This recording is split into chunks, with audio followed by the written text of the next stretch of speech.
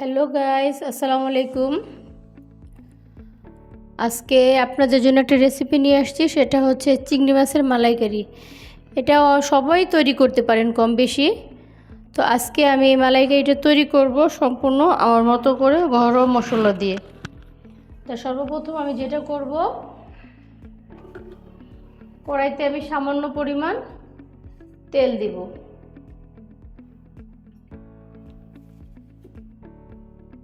তেল দিয়ে আমি তেলটা একটু হালকা গরম হওয়া পর্যন্ত অপেক্ষা করব।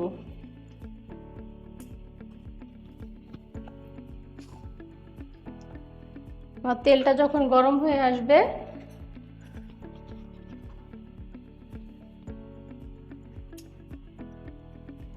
এই পর্যায়ে এদিকে আমি চিংড়ি মাছের সামান্য কিছু লবণ আর হলুদ মেখে রেখেছিলাম। ওইটা চিংড়ি মাছটা এই তেলের ভিতর দিয়ে হালকা একটু ভেজে নিব। আমি আজকে চিংড়ি মাছটা খোসা সহকারে দিয়েছি, ভালো করে মাথা থেকে ময়লাটা পরিষ্কার করে নিয়েছি, প্লাস মাথার দিকে একটু ময়লা থাকে ওইটাও পরিষ্কার করে নিয়েছি। আর চিংড়ি মাছটা আমি খুব আলতো হাতে একটু হালকা ভেজে নিব।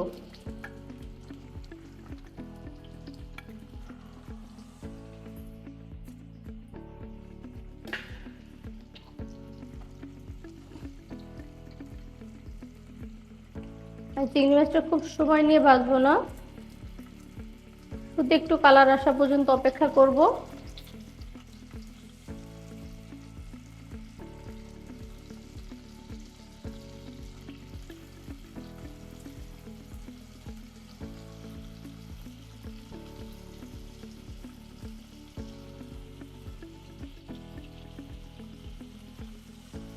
দেখেন আমার চিংড়ি মাছগুলো প্রায় কালার চলে আসছে।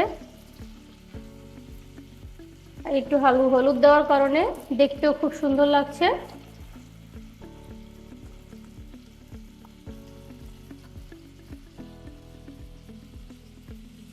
আর এখন চিংড়ি মাছটা চুলা থেকে নামিয়ে নিব। এই পর্যায়ে থেকে আমি বেশি চিংড়ি মাছটা ভাজবো না।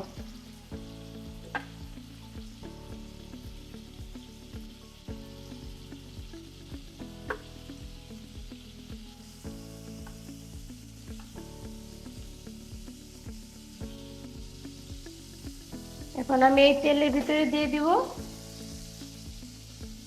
সামান্য একটু পেঁয়াজ,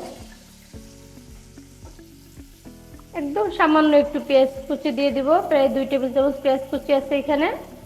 আমি পেঁয়াজ কুচিটা এখানে দিয়ে দিব।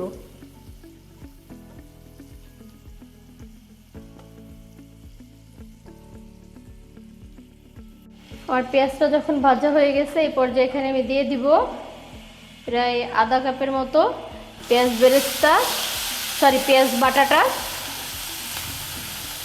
এখানে আধা কাপের মতো পেঁয়াজ বাটা দিয়েছি।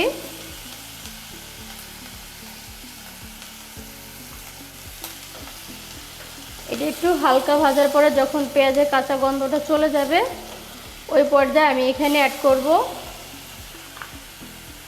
খুব সামান্য, এই 1 চামচের ভিতরে আমার আদা রসুন পেস্ট আছে, ধনে গুঁড়া আছে, জিরা গুঁড়া আছে।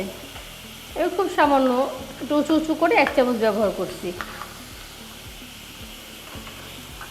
এখন এটাকে আমি খুব সুন্দর করে কষাই নিব, মানে সম্পূর্ণ মশলাটা কাঁচা গন্ধটা চলে যায়। আর এই পর্যায়ে আমি কোনো পানি ব্যবহার করব না। যদি আমার পানির দরকার হয়, সেই ক্ষেত্রে আমি এখান থেকে একটু সামান্য পরিমাণ নারকেলের দুধ ব্যবহার করব। তো এখানে আমি কোনো পানি ব্যবহার করব না।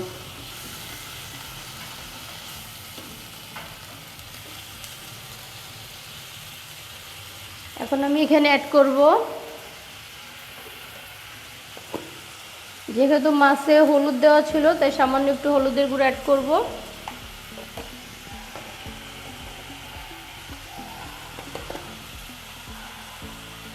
আর একটু মরিচের গুঁড়ো অ্যাড করব। এবারে মশলাটাকে খুব ভালোভাবে কষিয়ে নিব।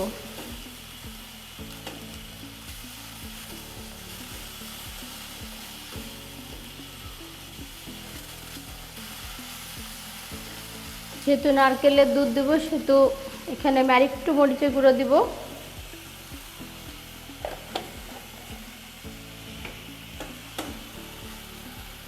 আমি খুব ভালোভাবে মিক্স করে এখানে আর একটু সামান্য পরিমাণ নারকেলের দুধ দিয়ে মশলাটাকে আমি ভালোভাবে একটু কষিয়ে নিব। মশলাটা কষানো হয়ে গেছে, তেলটা উপরে উঠে আসছে। এই পর্যায়ে আমি এখানে প্রায় 2 চামচ টক দই খুব সুন্দর করে ফেটে রেখেছি, ওটা দিয়ে দিব। টক দইটা দিয়ে এটাকে আমি খুব সুন্দর করে একটু নেড়ে চেড়ে কষিয়ে নিব। আর কষানো শেষ, এরপরে এখানে আমি দিয়ে দিব যেটা চিংড়ি মাছগুলো, খুব সাবধানে মাছগুলো এখানে দিয়ে দিব।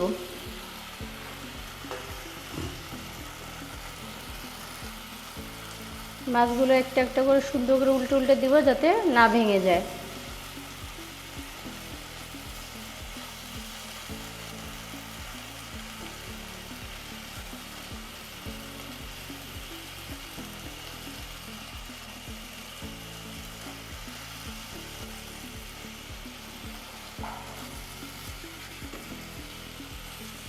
এই পর্যায়ে যখন আমার মাছটা ভালো করে উল্টানো হয়ে গেছে আর তেলটা উপরে চলে আসছে, এখন আমি ঝোলের জন্য দিয়ে দিব যে নারকেলের দুধ। আমি এখানে প্রায় 1 কাপ পরিমাণ নারকেলের দুধ রেখেছিলাম, আমি কিছুটা আগে ব্যবহার করছি, বাদ বাকিটা আমি এখন এখানে দিয়ে দিব ঝোলের জন্য।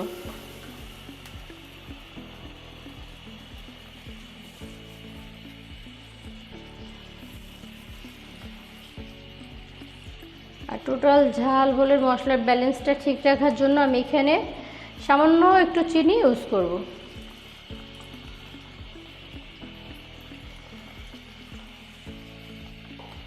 এতে আপনার মালাইকারির স্বাদটা দ্বিগুণ বাড়িয়ে দিবে।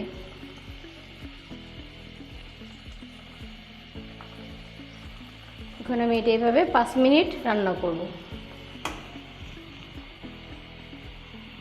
আমার মালাইকারিটা হয়ে গেছে। আর এখানে আমি অফ ক্যামেরায় 2 টুকরা গরম মশলা আর একটা তেজপাতা দিয়েছিলাম, যেটা আমার আগে মনে ছিল না। আর এখন নামানোর আগে আমি এখানে প্রায় 1 চামচের মতো ঘি ব্যবহার করব।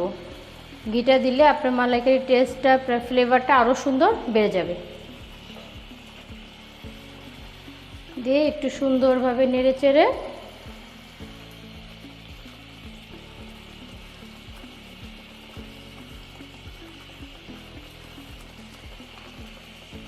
আমার মালাইকারিটা হয়ে গেছে, এখানে নামিয়ে ফেলবো। উপর থেকে আমি তেজপাতাটা উঠে ফেলবো।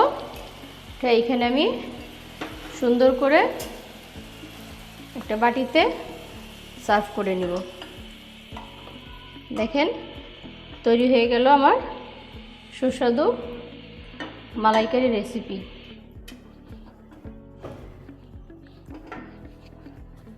আপনাদের যদি কারোর আমাদের রেসিপিটি ভালো লেগে থাকে তাহলে অবশ্যই লাইক, কমেন্ট, শেয়ার করবেন।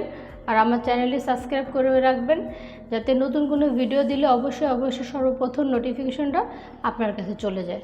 আজকের জন্য আল্লাহ হাফেজ, আসসালামু আলাইকুম।